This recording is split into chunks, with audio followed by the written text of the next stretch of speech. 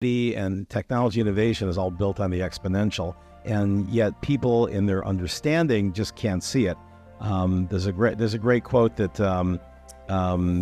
comes from Ray Kurzweil, and he said that understanding the exponential understands realizing that if in a linear fashion you take 30 steps, you go 30 feet. Exponentially, you go from 1 to a billion. Ray Kurzweil's a very clever guy. Whether the singularity will happen or not, it's another matter. But this point that he makes is very true. And I think, look, if you went back 100 years or maybe 200 years in England, somebody might live in a village. They might be a blacksmith. Their father was a blacksmith. Their grandfather was a blacksmith. And technology progressed very slowly.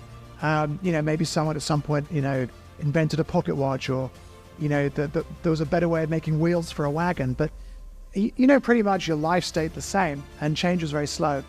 And we're in this kind of period where technology, does improve in some kind of exponential way. And it's always very important to look at the trajectory, not where you are, but the human brain is configured to look at the human brain. It's hard to believe that ChatGPT is only 2 years old. That's right, but I think the problem is as to the way the human brain is wired. The human brain is wired for a static environment, not for a rapidly changing environment. And that's why, if you went back to the early days of blockchain, people just couldn't imagine that you could go from Bitcoin to a blockchain that could, basically fulfill the role of all the clouds of the world. And you can see with the internet computer today, a lot of these early predictions are already coming true. There's been huge growth in compute.